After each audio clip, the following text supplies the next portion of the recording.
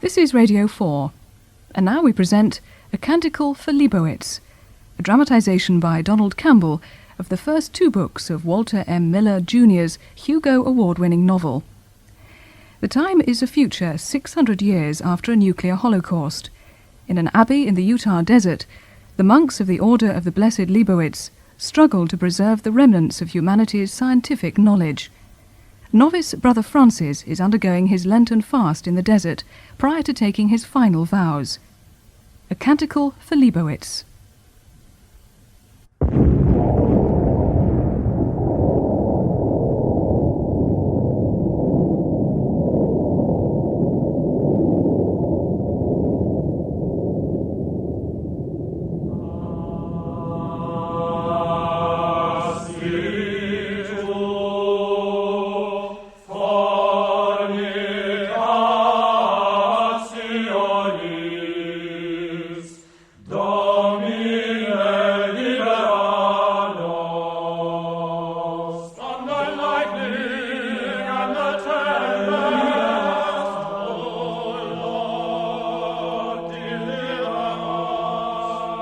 Said that God, in order to test mankind, which had become swelled with pride, as in the time of Noah, had commanded the wise men of that age, among them the blessed Leibowitz, to devise great engines of war, such as never before had been upon the earth, weapons of such might that they contained the very fires of hell, and that God suffered these magi to place the weapons in the hands of princes.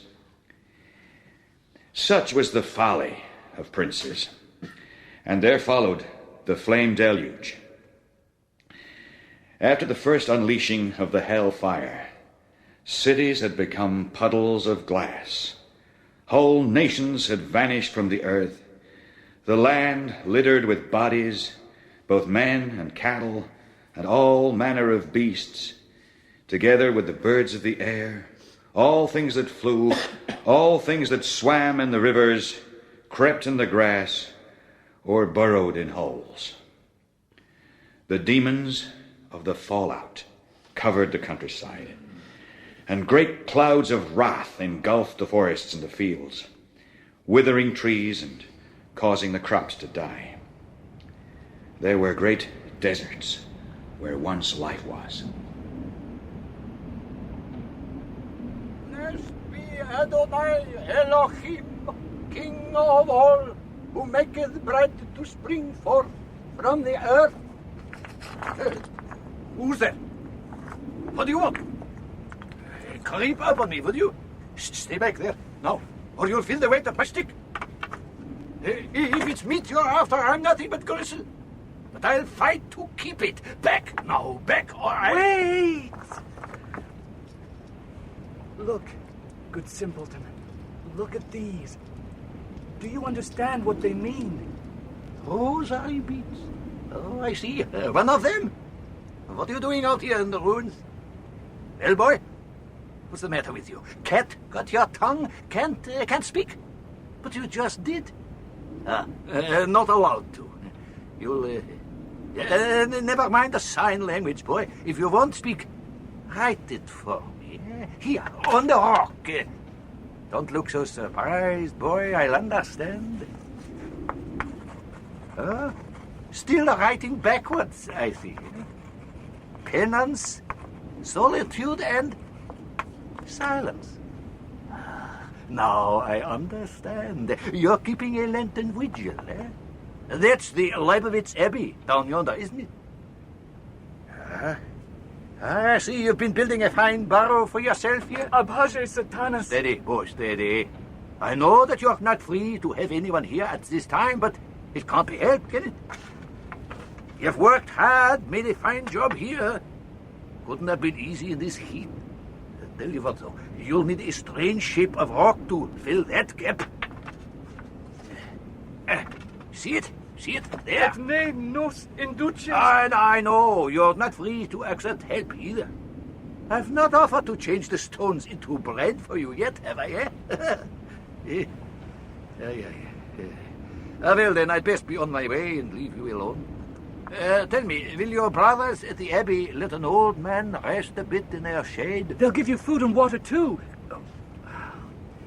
I tell you that in charity. I don't take charity.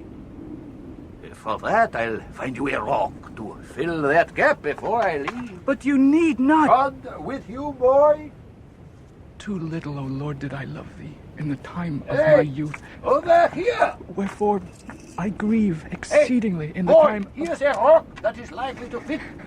I'll mark it and In set a vain stake did by I it. flee from thee in these Quiet days. or not, as you please. Set me free, O Lord, from my own vices, May you so that in my find your own voice heart soon, boy. I may be desirous of only thy will, and be aware of thy summons when it comes. Thank you! From the scourge of the earthquake, O Lord, deliver us from plague, famine, and war. O Lord. So it was that after the deluge, the plagues, the madness, the confusion of tongues, there began the bloodletting of the simplification. Remnants of mankind turned on other remnants, killing rulers, scientists, leaders, technicians, teachers, and whatever persons the leaders of these maddened mobs declared to be deserving of death for having helped to make the earth what it had become. Nothing had been so hateful in the sight of these mobs as men of learning. Isaac Edward Leibowitz, a scientist, after a fruitless search for his wife Emily, hath fled to the Cistercians, where he remained in hiding during the early post-deluge years. 6 years later, he returned to the far southwest to search for Emily or her grave. There, in the desert, he had become convinced of her death, for death was unconditionally triumphant in that place. Leibowitz went back to the Cistercians, took their habit, and became a priest. 12 years later, Father Isaac Edward Leibowitz won permission from the Holy See to found a new community of religious men, to be named after Albertus Magnus, teacher of St. Thomas and patron of men of science. Its task, unannounced and at first only vaguely defined, was to preserve human history for the great-great-great-grandchildren of the simpletons who wanted it destroyed. Our earliest habit was what it is today: burlap rags and bindle stuff.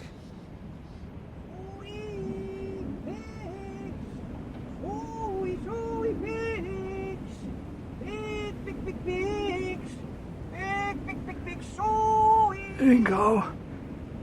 Fingo! Fingo!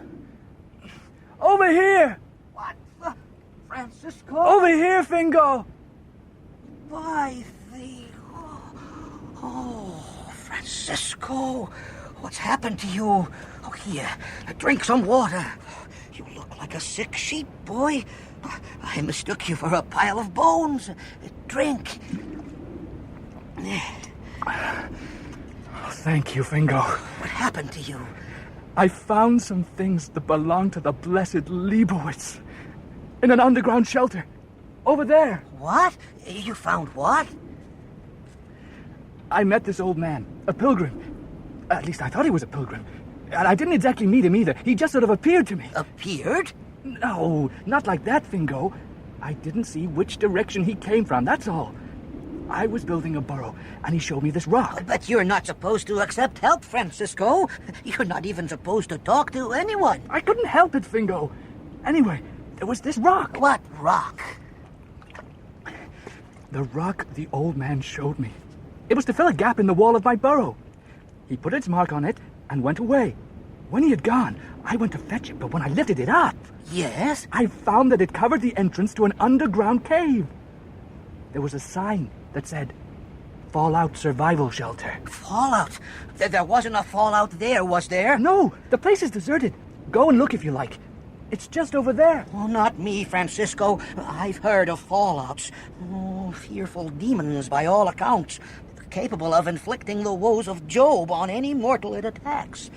The blessed Leibowitz himself was possessed by one until baptism drove the demon out. Now, that is a recorded fact. Well, there were no fallouts and no sign of any. Only the skull of a long-dead human with a gold tooth in its mouth. And there was this. Oh, what is it? A box or what? A carrying case of some kind, I think. Oh. Look at this, Bingo. What are these things? Hill pagan charms? Oh, this is old, Francisco. Oh, this is really old. Never mind these bits and pieces. Look at this document here. It's a blueprint, Bingo. A what? A blueprint. A real, original blueprint. We have a number of ink facsimiles of these at the Abbey, but this is an original. You mean this is a work of art? Yes. It's priceless. And look at this note. Eh? Oh, I'm sorry, Francisco. This is just gibberish to me. What language is it? Pre-deluge English. Oh, well, except for what we sing in the choir, I never studied it. What does it say? I'm not sure. My own knowledge of PDE is far from masterful. But there's no doubt about these words on the blueprint. It reads, Circuit Design, Leibowitz, I.E. Here, give me that. Bingo! What are you doing? I'm putting all the stuff back in the box. We'll take it back to the Abbey with us. Back? But No Bingo! arguments, Francisco. As soon as we're back, I'll have Brother Pharmacist brew you up one of his toadstool specials. Oh, Leibowitz, I.E. That's the fever, brother. The fever. From the curse of the fallout, O Lord, deliver us from the begetting of monsters. O Lord, deliver us from the curse of the misborn. O Lord, deliver us. Bootleggers smuggled books to the southwest desert and buried them in kegs. Memorizers committed to rote entire volumes of history, sacred writings, literature, and science. Other members of the new order located a water hole about 3 days' journey from the book cache and began the building of our abbey. The blessed Leibowitz, while taking his own turn at booklegging, was caught by a simpleton mob. A turncoat technician, whom the priest swiftly forgave, identified him as not only a man of learning, but a specialist in the field of weapons. Hooded in burlap, he was martyred forthwith by strangulation with a hangman's noose not tied for neck breaking, at the same time being roasted alive. Carl, must grab plane for... Oh, can't make that out. In 20 minutes' time. For God's sake, keep M there till we know if we're at war. Please try to get her on the alternate list for the shelter. Can't get her a seat on my plane. Don't tell her why I sent her over with this box of junk. But try to keep her there till we know... Oh, this is so indistinct. At worst, one of the alternates not shown. IEL. IEL. Brother Fingal was right to bring the boy back. If he stayed out in the desert, there's no telling what else he might have found. Benedicamus Domino. Deo? Gratias? Come in, my boy. Come in.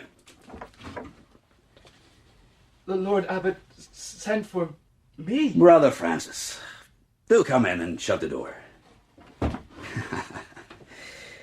Yeah, the Lord Abbot did send for you, yes, but perhaps it would have been more fitting if the Reverend Father Abbot was sent for by you, now that you've been favored by Providence and have become so famous. Oh, no, my lord. Oh, you do not dispute that you have won overnight fame, that Providence elected you to receive this box of junk. Reverend Father, Oh, Francis, you are 17 years old and plainly an idiot. Are you not? This is undoubtedly true, Lord Abbot. What excuse do you propose for believing yourself called to religion? No excuse, Magister Meus. Ah, so you feel you have no vocation to the order. Oh, I do. But you propose no excuse. None, Reverend Father. Oh, you little cretin, I am asking you for a reason. Since you state none, I take it you are prepared to deny you met anyone in the desert the other day. That you stumbled on this box of junk with no help. And that what I have been hearing from others is only feverish raving. Oh, no, Domarchus. No what? I cannot deny what I have seen with my own eyes, Reverend Father. So you did meet an angel, or was it a saint, or perhaps not yet a saint? I never said he and was... this is your excuse for believing yourself to have a true vocation. That this, shall we call him a creature? Spoke to you of finding a voice and marked a rock with his initials and told you it was what you were looking for, and when you looked under it, what did you find? A box of junk. Yes, Domarchus. What is your opinion of your own execrable vanity? My execrable vanity is unpardonable, my lord and teacher. To imagine yourself important enough to be unpardonable is an even vaster vanity. My lord, I am indeed a worm. Very well. You need deny only the part about the pilgrim. No one else saw such a person, you know. You claim he was headed in this direction, that he inquired about the abbey, that he even said he might stop here. Yes, Domarchus. He didn't. No such person came past here. The brother on duty in the watchtower didn't see him. Where would he have disappeared to, if he had ever existed? I don't know, Reverend Father. You don't know.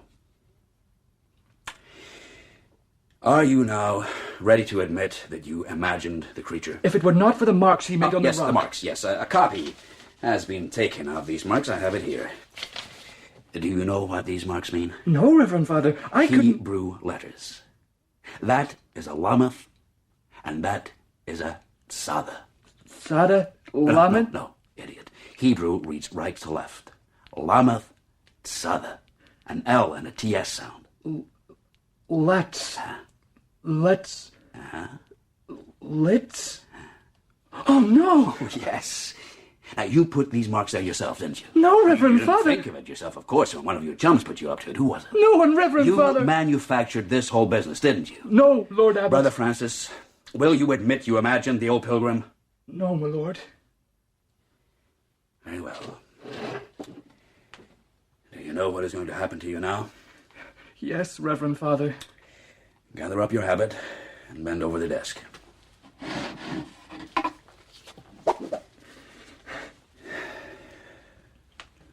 Brother Francis, will you admit that you imagined the pilgrim? No, Reverend Father. Deo gratias. Care to change your mind, boy? Reverend Father, I cannot deny. Deo gratias. Deo gratias. Deo gratias. Deo gratias. Deo gratias.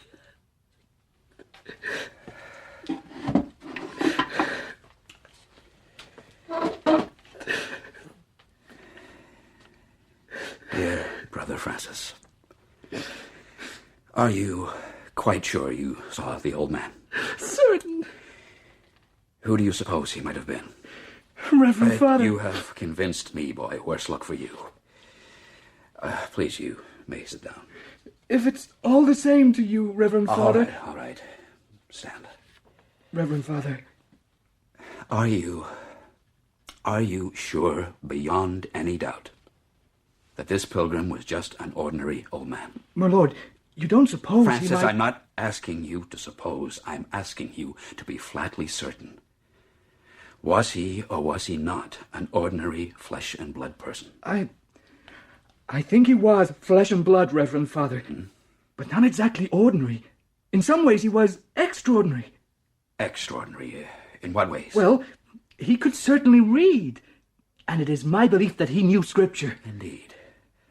And what led you to this belief? He said something about changing the stones into bread. Oh, out. Out, Francis. Get out. From the place of ground zero, O Lord, deliver us.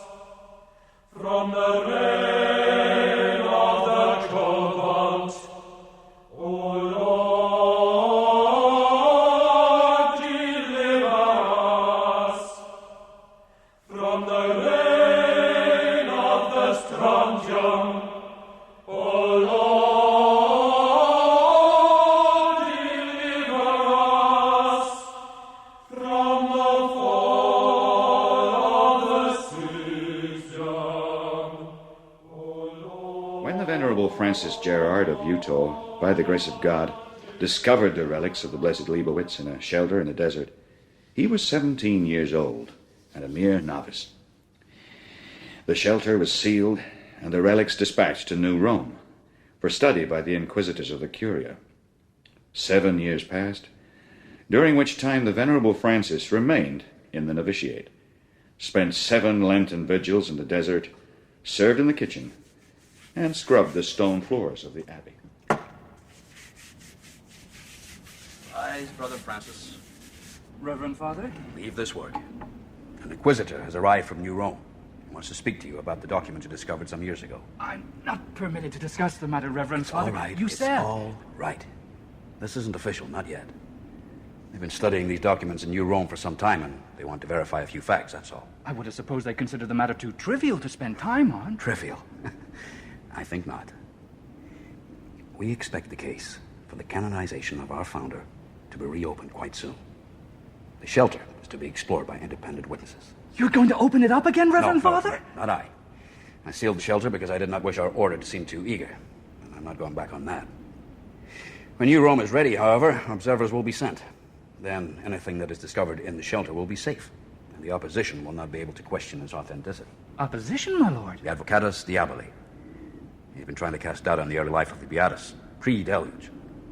The suggestion is that Emily Leibowitz was still alive at the time her husband accepted holy orders. What? The devil's advocate accuses our founder of taking vows before his family responsibility was ended. So if these documents are proven authentic and the human remains you found prove to be female... It would pinpoint the time of Emily's death at the very beginning of the war that nearly ended everything. Indeed. Now, the Inquisitor is waiting in my study. Go to him directly and tell him the whole story. Very good, Reverend Father. Francis, before you go, Yes, my lord. tell me, do you still feel that your vocation is with us? Oh, if the Reverend Father will pardon my execrable vanity. Well, let's just ignore your execrable vanity for a moment. Do you, or don't you, feel that your vocation is with us? Oh, I do. Magister Maius, I do. Well, my son, I think we're convinced of it too. Oh, Reverend Father. If God calleth thee to be his booklegger, wilt thou suffer death before betraying thy brother? Aye, Lord. If God calleth thee to be his booklegger, wilt thou suffer death before betraying thy brother? Aye, Lord. If God calleth thee to be his booklegger, wilt thou suffer death before betraying thy brother? Aye, Lord.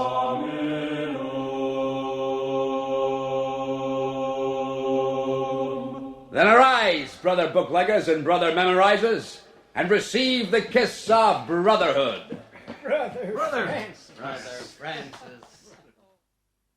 In the dark seas of centuries, where nothing seems to flow, a lifetime is only a brief eddy, even for the man who lives it. There is a tedium of repeated days and repeated seasons. Then there are aches and pains. Finally, extreme unction, and a moment of darkness, signifying the end. Or, rather, the beginning.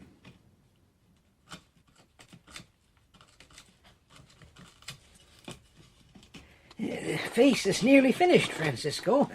How do you like it now? What did you use for a model? Oh, no model. I'm an artist, Francisco, not a copyist like you.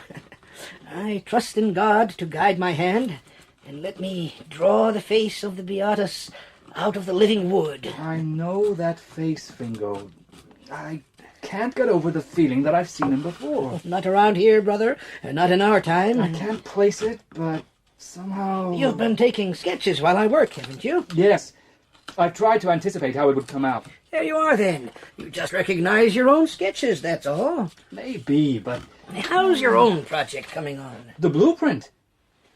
Oh, I don't know. Well, what's the matter? Aren't you going to finish it? Oh, it's nearly finished now.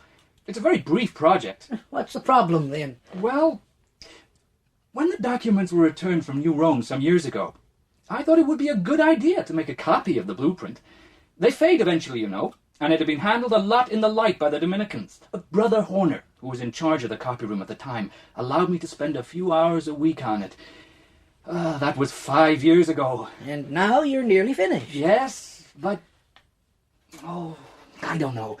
Somehow a copy of the relic doesn't seem enough. It's too cold, too unimaginative. It doesn't commemorate the saintly qualities of the Beatus in any way. Well, then, why don't you illuminate it? Illuminate it? Oh, I don't think I'm nearly proficient enough for that. Not yet. Oh, you're learning, though, aren't you? It'll take you a year or so just to prepare the materials. Now, by that time, well, you should have the skill as well. That's true, I suppose. Oh, Fingo, do you think I could? Why not, brother?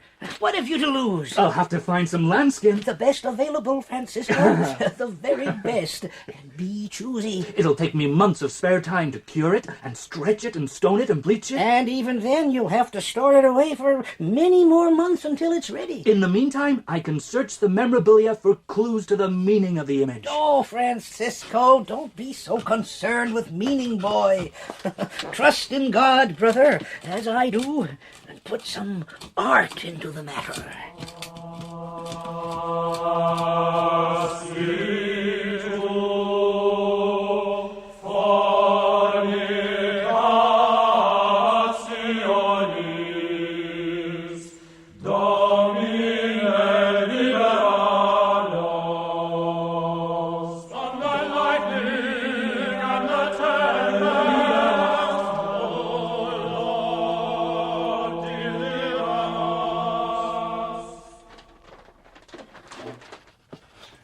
Well, Brother Francis, what have we here? It's a drawing, Brother Jerris. I can see that, but what is it? The Leibowitz blueprint. The one you found. Your copy doesn't look much like the original. Why the changes? It's going to be an illuminated copy. Transistorized control system for Unit 6B. What's that? Clearly, Brother Jerris, it is the title of the blueprint. But what does it mean? It is the name of the diagram which lies before your eyes, Brother Simpleton. What does Jerris mean? Very little, I'm sure. Forgive my density, please. You have successfully defined the name by pointing to the creature named, which is truly the meaning of the name. Now, the creature diagram itself represents something, does it not? What does it represent? The transistorized control system for Unit 6B, obviously. Obviously. How eloquent. In my opinion, it's a high abstraction of perhaps transcendental value, expressing a thought of the Beatus Leibowitz. Indeed. And what was he thinking about? Why, circuit design, of course. What discipline does that pertain to, brother? Look here. Observe this column of figures and its heading. Electronics, parts, numbers. There was once a discipline called electronics, which might belong to either art or science, so it is written. Well, keep at it, brother. Keep at it.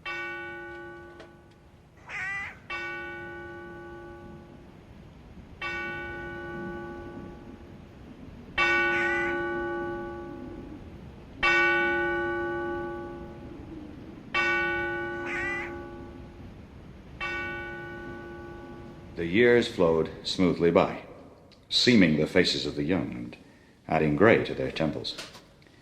The perpetual labor of the abbey continued, daily storming heaven with the ever-recurring hymn of the divine office. On the feast of the 5 Holy Fools, in the year of our Lord 2574, a Vatican messenger arrived with glad tidings for our order. His Holiness the Pope had directed that a decree be issued recommending canonization.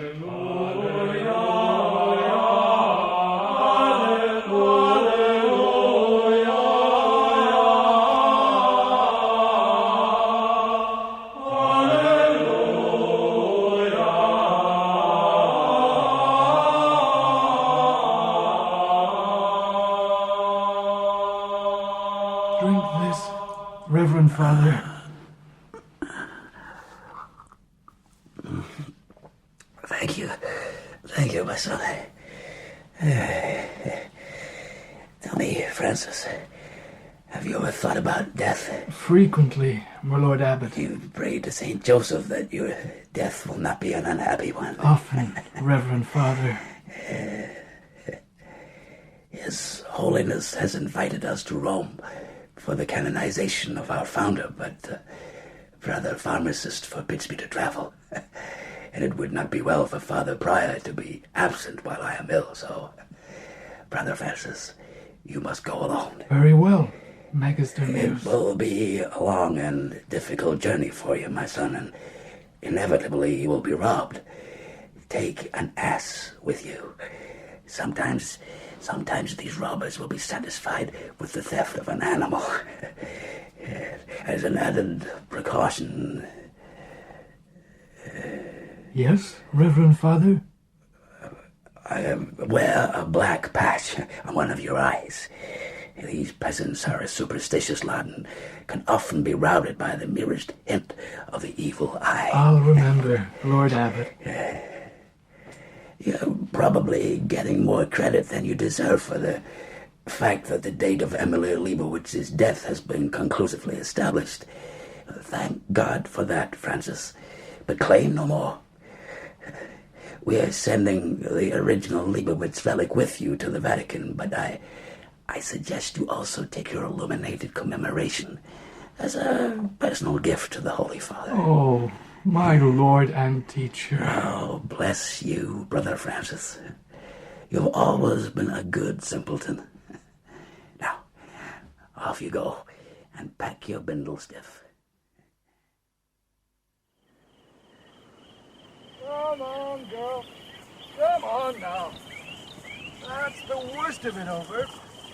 Just a little farther. There we are. You see, we've crossed the desert, and we've been through the darkest part of the forest, and there's been no sign of danger. From now on, we should be up.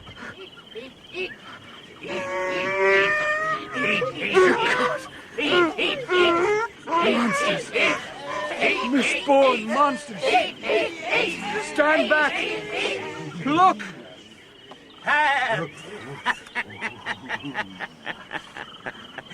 That eye patch is an old trick, brother. It wore out long ago. Sir? It wouldn't work on these creatures anyway. Look at them. You think they're afraid of the evil eye?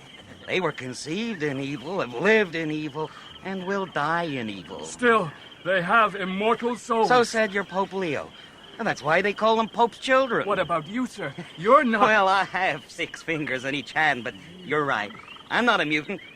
I'm a robber. And I'm here to rob you. Sir, I'm from the Abbey. I have nothing but my begging bowl. Oh, the last man I met with a begging bowl had half a hecklo of gold in his boot. Let's see what's in your robe. No, my children, not this one. He's far too scrawny. You can't blame them, you know. They get hungry after a couple of days just sitting there. Business is bad just now. You see, the traffic's very light.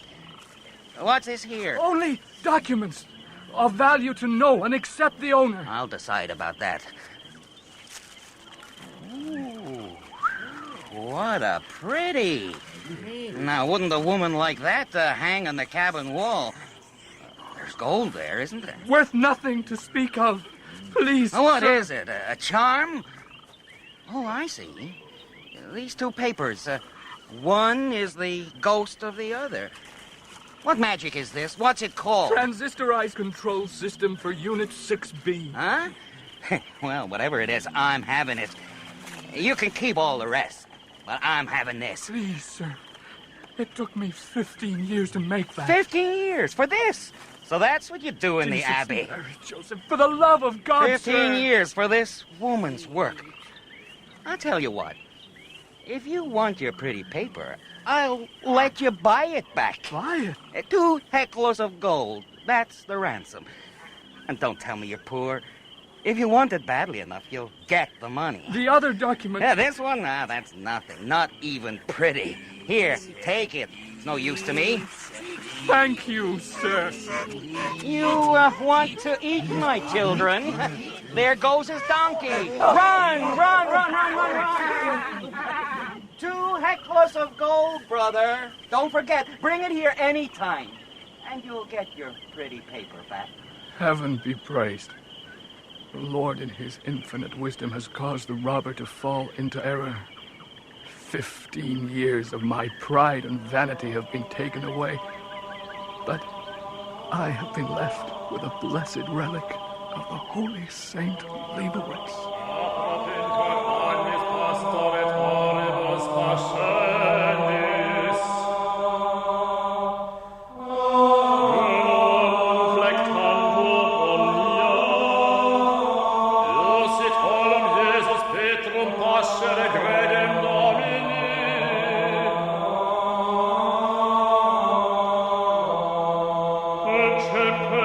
Pontifex Maximus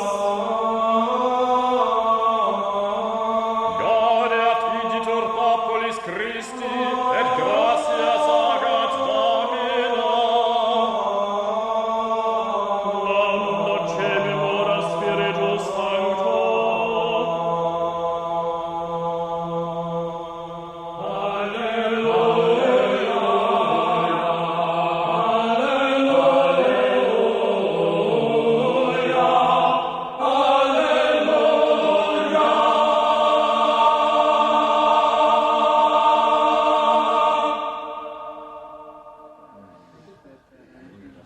Brother Francis Gerard of the Order of St. Leibowitz.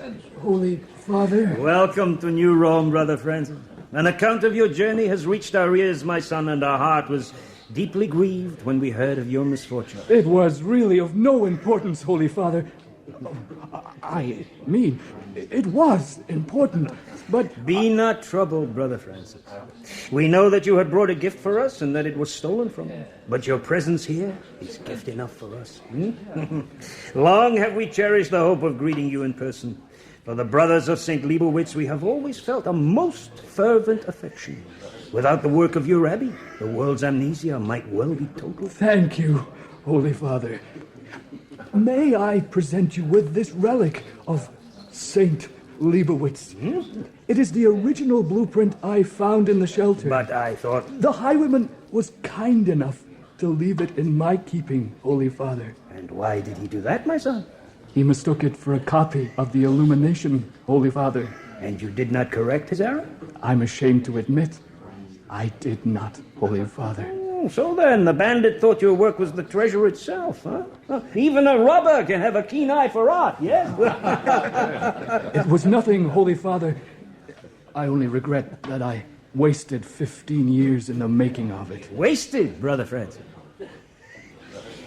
Tell us, do you understand the symbols used by Leibowitz on this blueprint, the meaning of the thing represented? No, Holy Father. My ignorance is complete. So is ours. Beloved son, we thank you from the bottom of our heart for these 15 years. Never think of them as wasted. Offer them to God.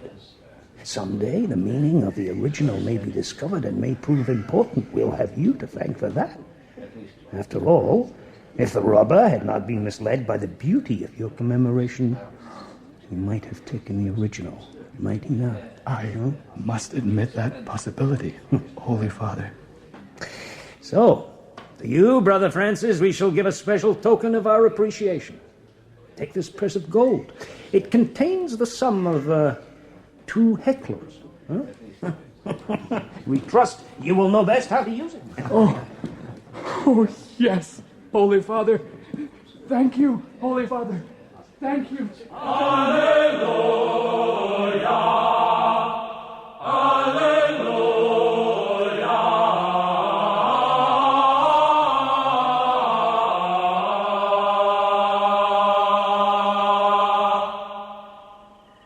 Beautiful. It's so beautiful here. No one would ever believe that this was the haunt of a robber. The last time I was here. Forget it.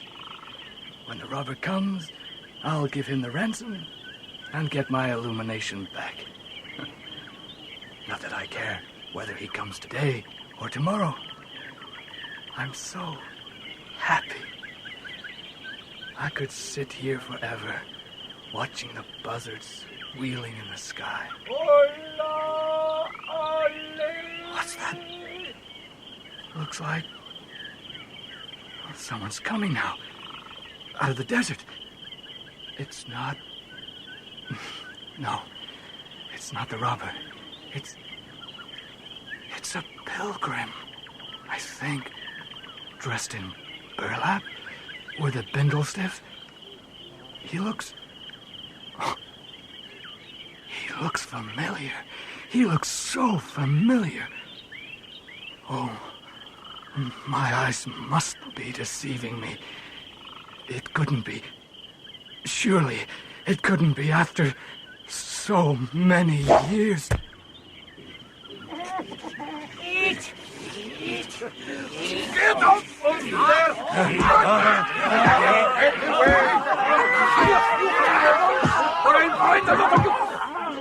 Oh, you misborn savages! Who have you murdered now? Oh, dear God, no! It's the boy.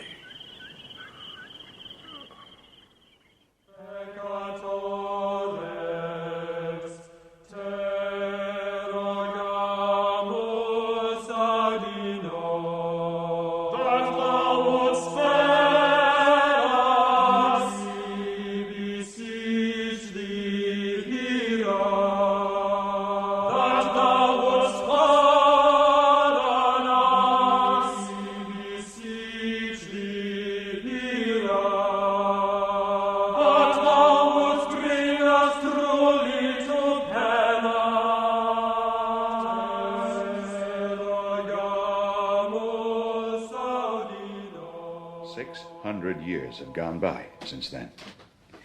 Now, in the year of our Lord 3174, a dark age seems to be passing. For 12 centuries, a small flame of knowledge has been kept smoldering in this abbey. Only now are the minds of men ready to be kindled. Truth can be, has been crucified, but soon perhaps there will be a resurrection.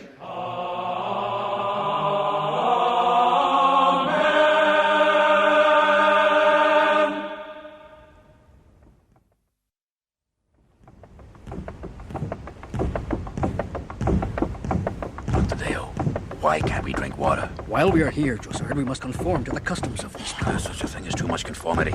These savages are supposed to be our allies, aren't they? Captain Jossard, you are not my servant, and I cannot command you. But I The warn you... stringing of blood is a repulsive custom, which sticks in my throat. If you're not careful, something else may stick in your throat. More importantly, if you not put a rein on your temper, you will bring disaster to our entire mission. I will not grovel to these savages, Tontadeo. Be afraid! Be afraid! For the mighty one walks among his children. Grovel, O clans, for his name is Hongan Oath, Mad Bear, a name well won, for as a youth he did overcome a bear, run mad, and with his naked hands did he strangle her.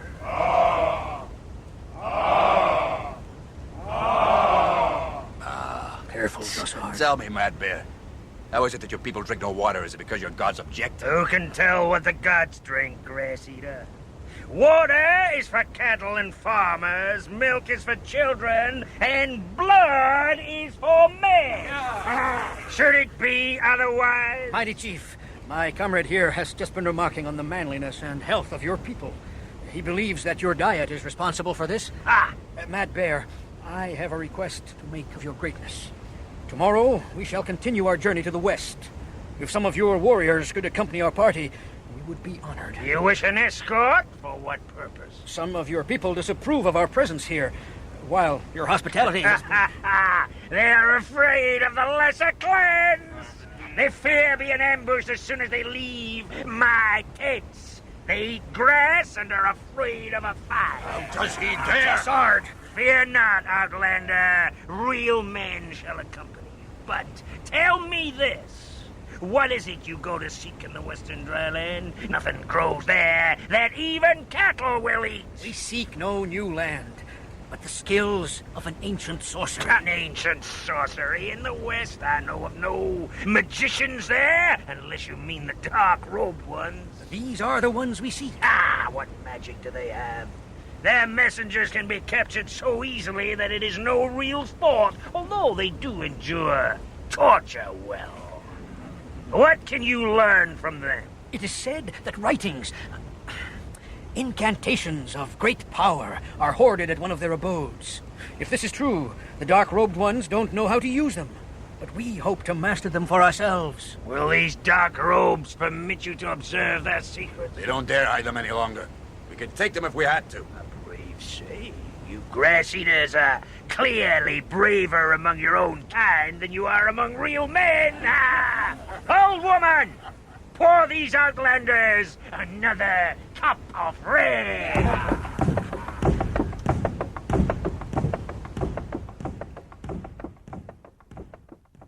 This is to notify you that Tan Tadeo Fardendrad, DNSC, Sage of Sages, Scholar of Scholars, fair-haired son out of wedlock of a certain prince, and God's gift to an awakening generation, has made up his mind to pay you a visit.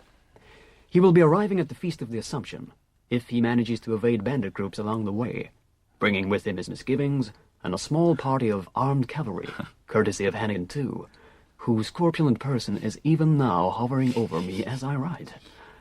May I see that seal again, Lord Abbot? Certainly, Brother Claret. Okayed by Hannigan II, by grace of God, Mayor, Ruler of Texarkana, Defender of the Faith, and Vicaro Supreme of the Plains. I wonder if His Supremacy had someone read the letter to him later. If so, my lord, would it have been sent? No, I suppose not.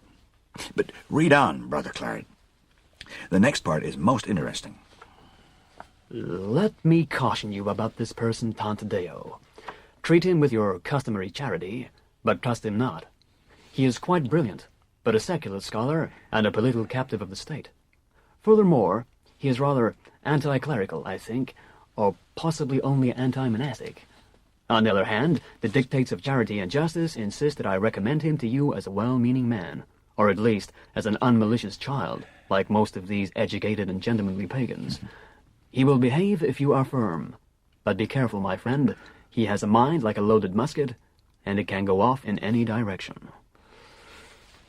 Well, my lord, how can I help you? Frivolity, under Hannigan's nose, just to spite the mayor's illiteracy, is not like Monsignor Marcus Apollo at all. There seems to be a hidden meaning in that letter, and, well, since you're here, and since you are the Papal Nuncio's secretary, I wondered if you could, throw some light on the matter. Well, Yes, Brother Claret. Lord Abbot, as you know, I have not seen Monsignor Apollo for many months, being presently on my way back to Texarkana from New Rome, where I carried out a special mission on the Nuncio's behalf. Perhaps it would help if I revealed to you, as I am empowered to do, the nature of that mission. Oh, please proceed, Brother Claret. My lord, our intelligence sources inform us that the nomad tribes of the plains are preparing for war. What? But surely the agreement of the Holy Scourge was designed to deter such an action. With respect, my lord, the agreement of the Holy Scourge does not mean much to Hannigan II. According to our sources, the mayor himself has encouraged Mad Bear to break camp. But why? What could Hannigan hope to gain? If the nation of Laredo comes into conflict with the plains nomads, it wouldn't take much for the state of Chihuahua to attack Laredo from the south. Oh. Hannigan could then march victoriously to Rio Laredo himself. But if he were to take such an action, he would immediately incur ipso facto excommunication. Father Abbot, I fear that would distress very few of Hannigan's people, and the mayor himself, not at all. Oh. Well, we're in the Empire of Denver here. How will this region be affected? Hannigan intends to unite the entire continent eventually. After Laredo is firmly leashed, he will have broken the encirclement that's kept him in check, and his next move will be against Denver. Oh. That, at any rate, is Monsignor's assessment of the situation. My mission was to deliver an oral report of it to New Rome. I see. And is it known when this carnage is due to begin? My lord, I fear it may have begun already. What? But how can you know that? Perhaps this is the hidden meaning in the Nuncio's letter. The warning regarding Tantadeo, for instance. Well, if war has begun, the learned Tan is in grave danger. Possibly, but I think not. Tadeo is Hannigan's kinsman. If Mad Bear has broken camp, and Tadeo arrives here safely... Yes. Hannigan's treachery is confirmed. And Tadeo's visit may have a purpose other than that which he has declared. But Tantadeo comes to study the memorabilia. Well, what other purpose could he have? This abbey has strong walls, my lord. It would make a fine fortress. Oh, God save us. Indeed, my lord. And now, if there's nothing further, I'd like to be on my way while the light lasts. Oh, of course, Brother Claret. Come. I'll walk with you to the gate.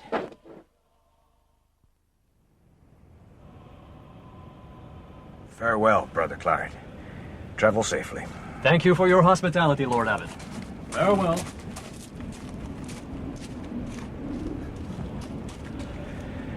Father Galt. Yes, Father Abbot?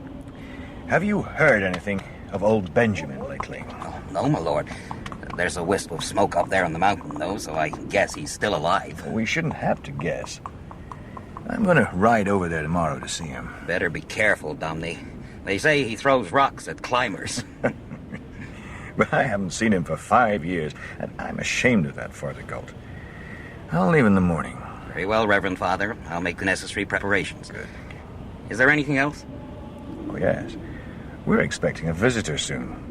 A secular scholar from Texarkana, the learned Tantadeo. Arrange for the poet to be cleared out of the guest house. That'll be my pleasure, Father Abbot.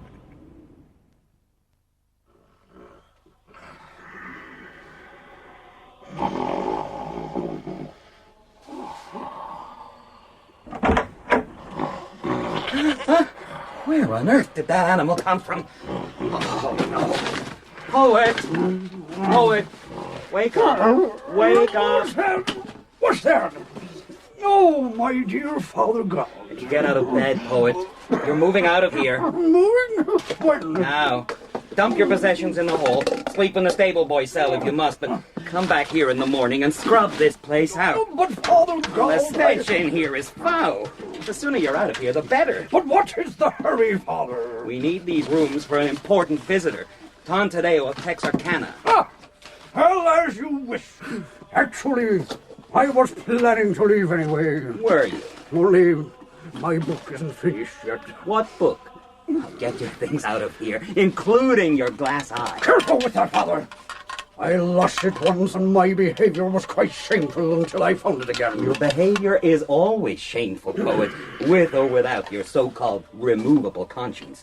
You'd better replace it. Thank you, Father. And where did you get this bottle of wine? No, I can't explain about that. This is sacramental wine. You stole it from our cellars. It has not been consecrated, Father Galt. Oh, I'm surprised you thought about that. And what about that goat? Where did you steal that? I did not steal the goat, Father. It was a gift from a very dear friend. Whose dear friend? Mine, Father. Benjamin, Father. You stole the goat from Benjamin? Please, not stole, Father Galt. Benjamin insisted on the gift after I had composed a sonnet in his honor. The truth, Poet. I won the goat from Benjamin in a game of Mumbly Peg. Ah. The old wretch nearly cleaned me out, and then refused me credit. I had to stake my glass eye against the goat, but I won everything back in the end. Get the goat out of the abbey. But it is, or rather she, is a marvelous species of goat. Her milk contains essences which, according to Benjamin, are responsible for the old Jew's longevity. Over 5,408 years of it. The goat goes, Poet. But I won her fairly, Father. We have no use for a goat, and neither have you. Oh, no. And what does that mean, pray? Tantadeo is coming to tell me. From what I hear of him, we will all have need of a goat before much longer. You can be sure of that. Hola, ole! Benjamin! Good afternoon. Poet! Paolo! I thought you'd be dead by now. What are you doing here? I brought back your prodigal goat. And I thought I'd pay you a visit. The animal belongs to the poet. He won it fairly in a game of chance. Well, I won't have it wandering around the abbey and bleeding in my church. Oh, it's good to see you, old friend. Oh, well, you've changed, Paolo, since we last met. Then, what, 5 years ago? Oh, I would have come sooner, but I've not been free. You look as pale as a cheese, and wasted. You look ill. Oh, I'll be all right. I've had some trouble with my stomach lately, and our physician told me to rest. If an important guest wasn't expected, I'd pay no attention, but he's coming, so I'm resting. Riding 10 miles across the desert is resting? Oh, it's quite tiresome, but for me, it is resting. And I've been wanting to see you for a long time now. Well, come into my mansion, eh? We'll have some milk, and you can tell me what is worrying you. Oh, forget about the milk, Benjamin. I've brought wine. Oh, such generosity.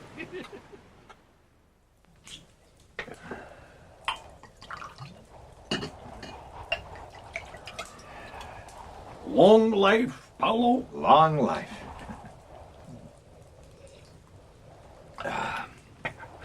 What's this I hear about your throwing rocks at the novices who come up here for the Lenten fast? Rocks? Pebbles. I had a bad experience some time ago with one of these young fellows, one that I don't want to have again. I was mistaken for a distant relative of mine, name of Leibowitz. Oh, Benjamin, St. Leibowitz has been dead for 12 centuries. I didn't see it happen 12 centuries ago, did I? It was only 6 centuries ago. In the days when novices were more devout than they are now, and certainly more credulous. Poor young fellow. I had to bury him later. His name was Francis, I think. Oh, yes. That would be the Venerable Francis Gerard of Utah. Maybe. In the time of Abbot Arcas. Whenever it was 600 years ago, Bart. Oh, Benjamin. Anyway, forget about Francis. That's an old story. What's your problem with Don Tadeo? Oh, Benjamin, you are amazing. Tell me, how do you manage to know everything and everybody without ever stirring from this mountain? One sees, one hears. You better tell me what's on your mind, Paolo. Well, it all began with Brother Cornhover's lamp. Soon, Reverend Father, we'll have a light such as no man alive has ever seen. This is not without a certain vanity, Brother Cornhover. Vanity, Reverend Father, to put to good use what we have learned. Oh, never mind, never mind. Well, let's see this engineer's wizardry. Where does the light come on? We have a special lamp for that. What you see here is only the dynamo. It produces the electrical essence with which the lamp will burn. This essence, can't it be produced from mutton fat? I'm afraid not, Reverend Father. Oh, I see. And where is the lamp itself? Here it is. The ancients would have called it an arc lamp. These are the carbons, and the light comes from the gap between them. Oh, it must be a very tiny flame. But bright, Reverend Father, brighter than 100 candles. Really? And to think how we've been limping along on beeswax. Actually, I've been wondering if the ancients used the lamp on their altars instead of candles. No, definitely no. I can tell you that. Please dismiss the idea from your mind and don't even think of it again. The poet told me about that lamp. He prophesied it wouldn't work. The poet was wrong, as usual. Well, so they tell me. I didn't watch the test myself, but it worked all right. Splendid. It set me wondering, how close are we to the brink of something? Right, how close to a shore? For 12 centuries, we've been one little island in a very dark ocean. But now, I sense the predicament of the shoemaker who tries to sell shoes in a village of shoemakers. It could be done if he manufactures a special and superior type of shoe. I'm afraid the secular scholars are already beginning to lay claim to such a method. Then get out of the shoemaking business before you're ruined. How do we do that? By becoming secular scholars ourselves? I've been called a secular scholar at various times by certain people, and sometimes I've been staked, stoned, and burnt for it. Benjamin, please don't look at me like that. Like what? I am not one of those, whoever they were, who drove you out here to solitude. Torquemada is dead, Benjamin. I am Paolo. Paolo of Pecos. I was born 70-odd years ago, and pretty soon I'll die. Well, I'm your friend, old man. And when you look at me, I wish you would see Paolo and no other. I'm sorry. Sometimes I forget. I know. Sometimes you forget that Benjamin is only Benjamin, and not all of Israel. Never. For 32 centuries, Why, Benjamin? Why? Why do you always say I when you mean we? Why do you take the burden of the people and its past upon yourself alone? You are fishing in dark waters now, Paolo. Oh, am I? My dear old friend, I too am a member of a oneness, a continuity. Mine too is being despised by the world. Yet for me, the distinction between self and congregation is clear. For you, it has somehow become obscure. The burden was pressed upon me by others. Should I refuse to bear it? Oh, God bless you for a brave fool. Even a wise fool. Wise fool. You always did specialize in paradox and mystery, didn't you, Paolo? If a thing can't be seen in contradiction to itself, it doesn't interest you at all. It might make too much common sense. Oh, Benjamin. You have to find wisdom in folly, life in death, threeness in unity. You blasphemous old cactus!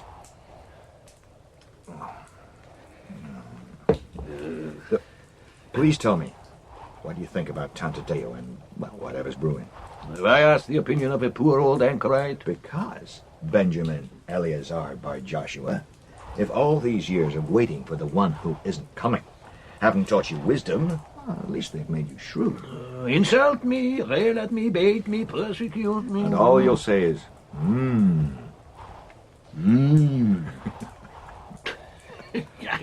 I have no sympathy for you. The books you stored away may be holy with age, but they were written by the children of the world, and they will be taken from you by the children of the world. And you had no business meddling with them in the first place. Ah, so now you care to prophesy. Not at all. Soon the sun will set. Is that prophecy? It's merely an assertion of faith in the consistency of events. The children of the world are consistent too. As far as this Tantadeo is concerned, let's hope he's on our side this time and not with the others. Others? What others are those? Manasseh, Cyrus, Nebuchadnezzar, Pharaoh, Caesar, Hannigan too. Need I go on?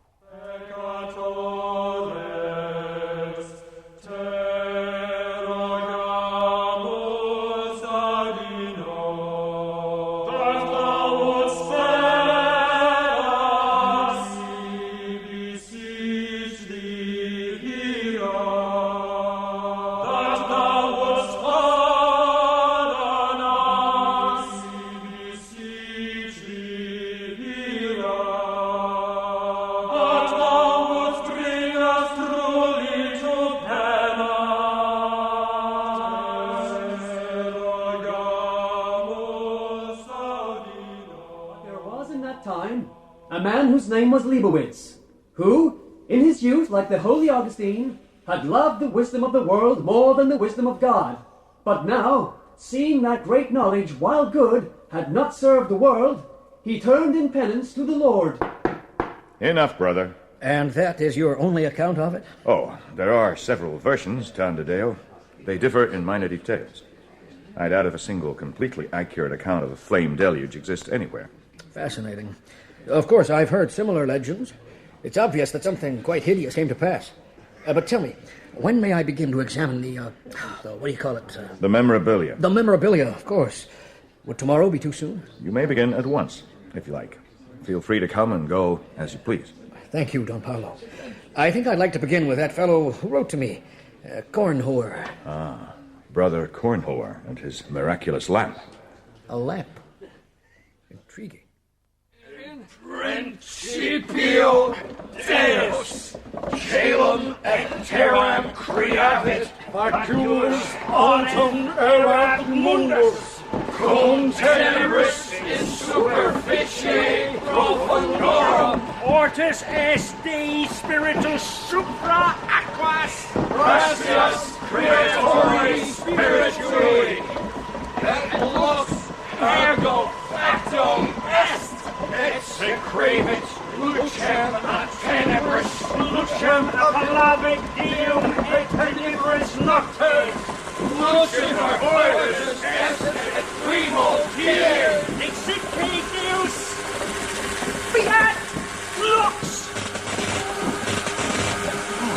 Lord!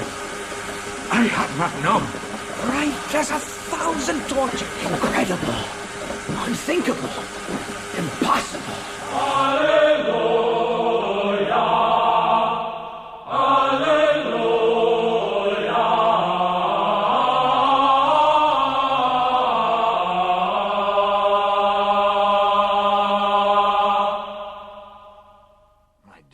Tadeo, I must apologize for such a ghastly experience. I'm quite mortified. A lamp of electricity? How have you managed to keep such a thing hidden for all these centuries? I assure you, Tadeo, we keep nothing hidden. The lamp is of Brother Cornhower's devising. Fashioned from some wagon wheels and copper wire he procured from the local smith at San Leibowitz. Then Brother Cornhower, my Lord Abbot, has made a standing broad jump across 2 decades of preliminary experimentation. He's just dispensed with it. Gone straight from an understanding of the principles to the lamp itself. Now, you believe in miraculous intervention, don't you? Oh, yes, of course. Well, I don't. But there you have a real case of it. Oh, wagon wheels? Why, what could he do if he had a machine shop? I cannot understand what a man like that is doing cooped up in a monastery. I suggest, Tadeo, that is a question you put to Brother Cornhower yourself. Oh, I will, Lord Abbot. Believe me, I will. Now, if my hypothesis is correct, closing this switch here on the field coil should cause a sudden brightness of light. If it doesn't, then we throw out the hypothesis. You might throw out the coil instead. I'm not sure it'll produce a strong enough field. Oh, I am. You have an instinct for these things. I find it much easier to develop an abstract theory than to construct a practical way to test it. But you have a remarkable gift for seeing everything in screws, wires, lenses, while I'm still thinking abstract symbols. But the abstractions would never occur to me in the first place, Tadeo. We would make a good team, brother. I wished you would join us at the Collegium, at least for a while. Do you think your abbot would grant you leave? I would not presume to guess. I've heard mention of brothers on leave. Aren't some members of your community employed elsewhere on a temporary basis? Only a very few. There are some brothers studying at New Rome. That's it, of course. A scholarship at the Collegium for you, brother. There would be a stipend, of course, which I'm sure your abbot could put to good use. Tadeo, I'm flattered. But, you see, all of this, the lamp, the dynamo, the hypotheses, for me, seems nothing more than play. My true vocation is to religion, to a life of contemplation and prayer.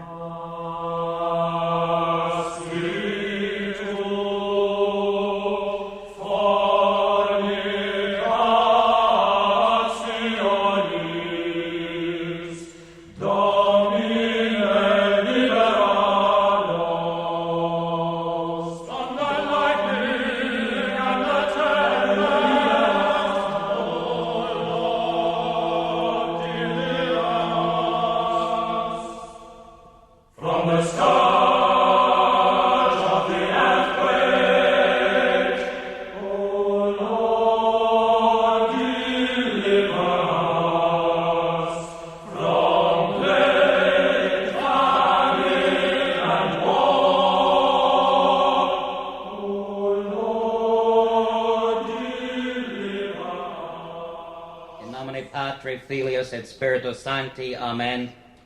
Sedete. And what are we having tonight, Father God? Roast fish and honeycombs in honor of the temporal resurrection? Or have you, my Lord Abbot, finally cooked the goose of the mayor of the village? I would like to cook your goose, poet. Such culinary excellence one enjoys in this place, Tadeo. I do hope Brother Chef has his usual gusto tonight, his inward flame, his enchanted touch. Perhaps we shall have his mock pork a la Friar John. Sounds interesting. What is it? Greasy armadillo with parched corn, boiled in donkey milk, or regular Sunday special. Poet, please desist. Tadeo, Captain Joseph, I apologize for this man's presence at our table. He was not invited. We are familiar with the species, my Lord Hannigan keeps several courtfuls, too. You needn't apologize for him, Lord. Oh, then allow me instead to apologize for the Lord Abbot, sire. Poet! Oh, that's all right, my lord. I don't mind. You apologize for me, I apologize for you. And isn't that a fitting maneuver in charity and goodwill? Allow me to serve as your humble helper, your apologetic advocate, and you will never have to eat your own crow. Drop it, poet. Please It's drop a fine system, Tantadeo, and one that I might have been able to offer you too. Might have been? Unfortunately, someone stole my blue-headed goat. A fine animal with a hair as bald as Hannigan's and as blue as the tip of Brother Ambrose's nose. I had meant to make you a present of this goat. But do we need a blue-headed goat, Joseph? I can see no pressing urgency about it, sir, no. Oh, but the need is obvious. They say you are writing equations that will remake the world. A new light is dawning, they say. If this is so, someone will have to be blamed for the darkness. Hence the goat. A sickly jest. Is that the best you can do? You mistake my meaning. The goat is to be enshrined and honored, not blamed. Crown her with the crown St. Leibowitz sent you, and thank her for the light that's coming. Then blame Leibowitz and drive him into the desert. That way you won't have to wear the second crown, the one with thorns. Responsibility, it is called. I don't care for your tone, poet. And when your patron's army comes to seize this abbey, the goat can be placed in the courtyard and taught to bleat, "There's nobody here but me! There's been nobody Enough, here but Josard! me!" How dare you? A swordsman as well as a draftsman, I see. Well, my friend, your sketches of the abbey's defenses show such promise. I predict... Those what will cost you dear, poet. Hold it, Josard. Hold it, I say. Sire. Put your sword away, or you'll have to face mine before noon tomorrow. As you wish, sire. Now, make your apologies and leave us. My Lord Abbot. Gentlemen, pray forgive me. You too, poet. My Lord Abbot, poet. Now, since you insist, Father, before I do, however, I will present Tom Tadeo with a gift. Here, your brilliance. This will watch you carefully. I fear you need it more than I do. Good evening, my lords. Farewell. What is this? The poet's glass eye. He calls it his removable conscience. He will commit no sin while he is wearing it. Without it, I fear he commits rather a lot.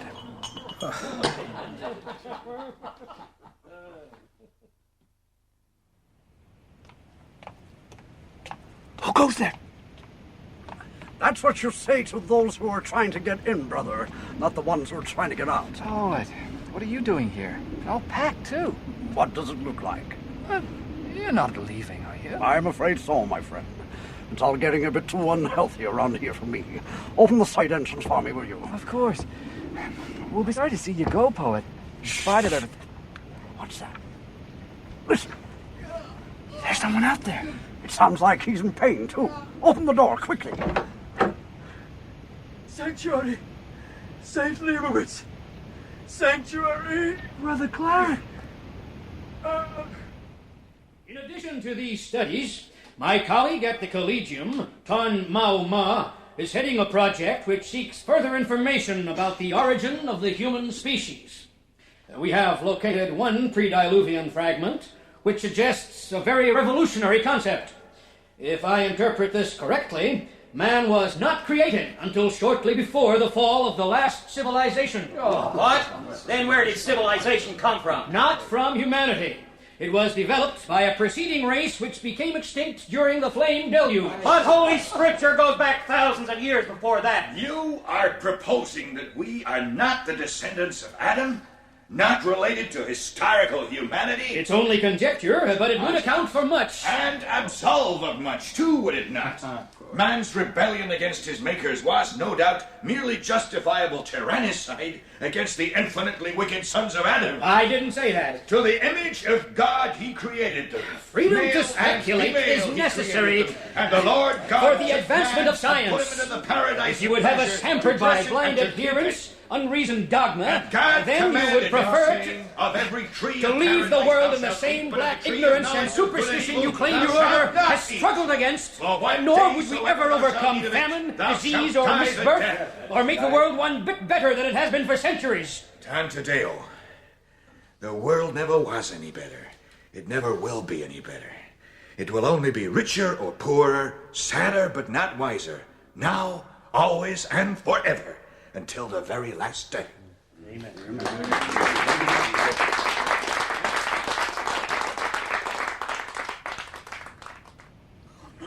Oh, I betrayed him. Oh, God, forgive me. I betrayed him. Will he live, Brother Francis? I don't know. Mistreatment, starvation, exposure, fever. Only God can tell. Come on, we'd better get him inside. Not me, brother. I have to leave. The watchman will help you. But here, I found this in Brother Claret's spindlestick. You'd better see that my Lord Abbot gets it. What is it? I don't know, but it looks to me like a mayoral edict. From Hannigan, too. You wish to see me, Lord Abbot? Yes, Tantadeo. Thank you for coming. Come in, please. Sit down. Thank you. I'm sorry if my lecture caused offense, my lord. But as a scientist, I regard the freedom to speculate as essential to my work. No one has sought to deprive you of it, nor is anyone offended. We cannot, however, permit the intellect to be abused for reasons of pride and vanity. You question the honor of my motives? At times, my son, I question my own. And I certainly question the honor of this document we have just received from Texarkana. Here, read it. A mayoral edict? Read it, learned Ton, and rejoice in your freedom. As a certain foreign prince, one minute. Rome, authority on. Oh my God. You know what this means. I do. Read on. We, the only legitimate ruler of the church in this world, acting. The loyal people oppose the Prince Bishop. Is a heretic, Simone, murdered.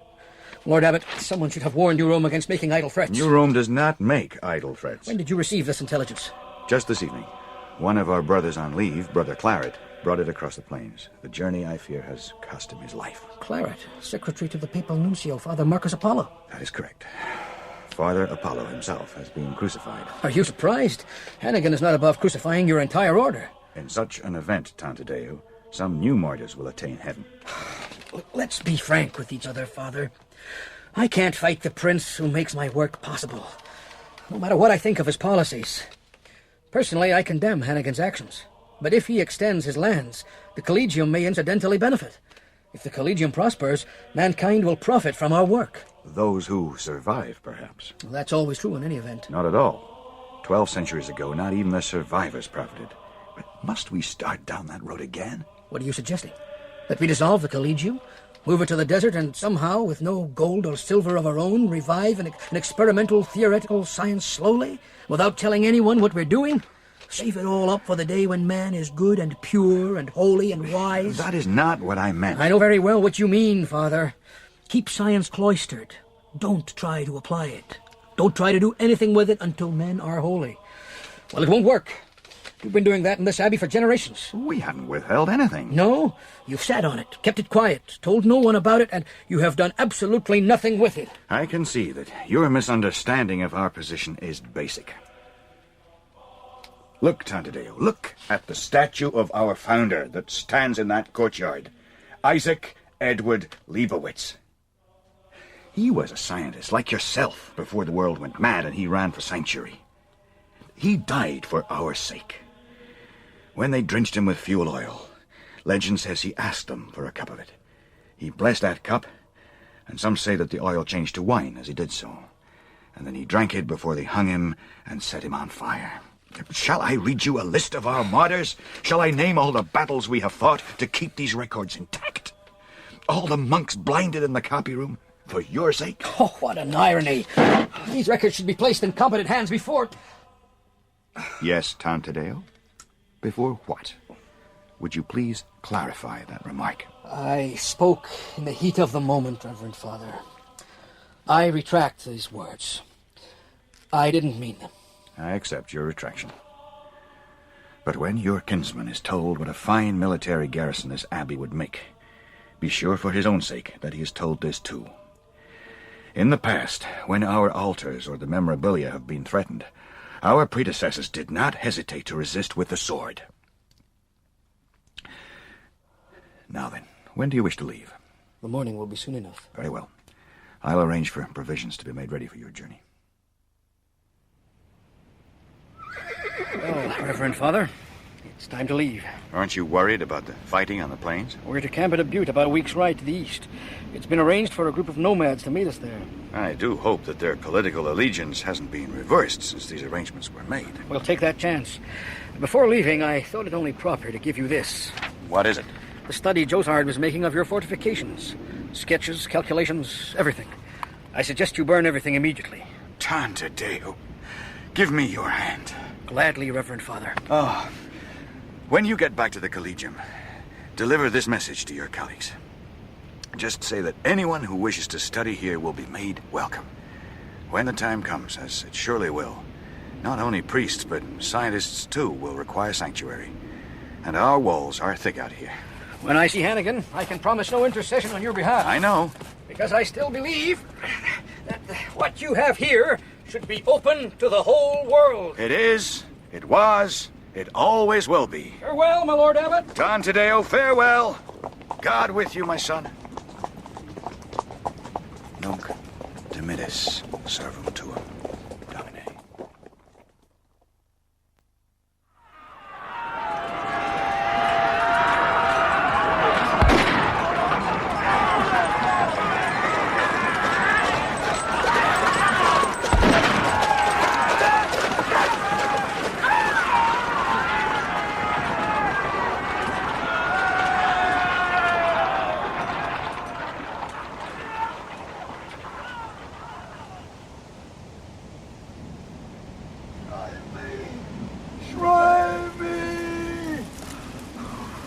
Hold on! I'm coming!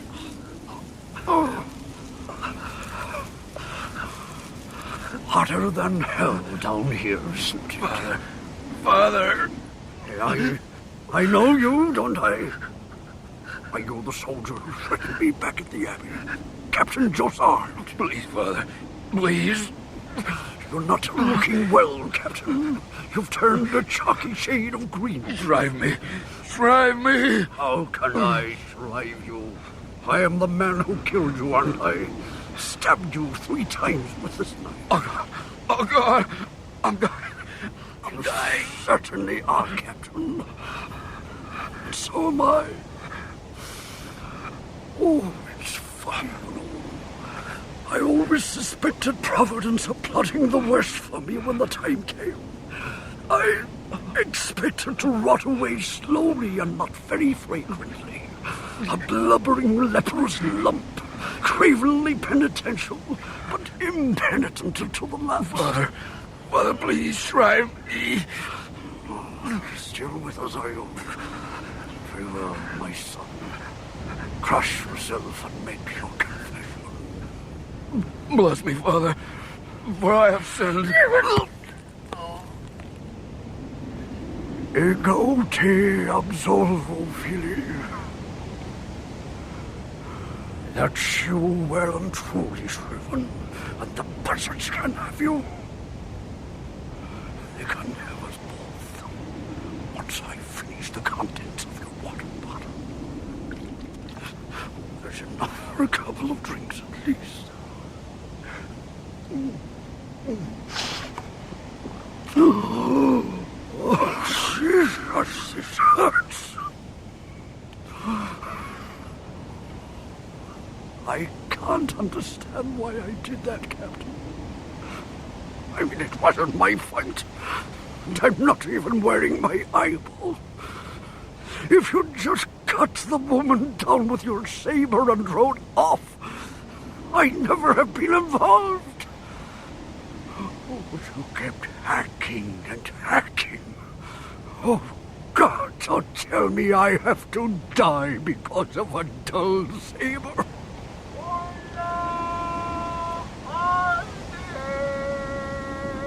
What's that? Someone's coming. Who is that? Oh, my friend. My friend.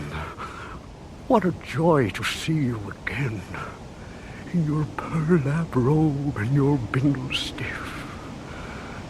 Over here. Over here. Over...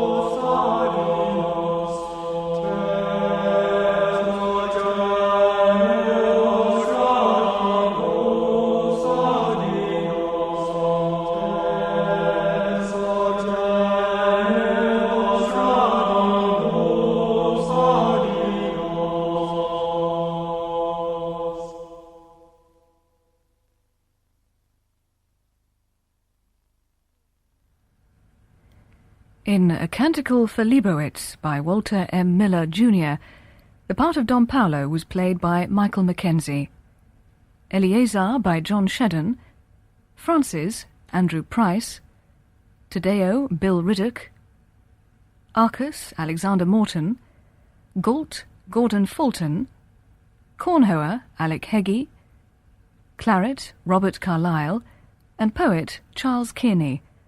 Other parts were played by members of the cast. The incidental music was composed by David Dorwood and sung by Capella Nova, directed by Alan Taverner. A Canticle for Leibowitz was dramatised for radio by Donald Campbell and produced in our Edinburgh studios by Hamish Wilson. Wilson. Wilson. Wilson. Wilson. Wilson. Wilson. Wilson.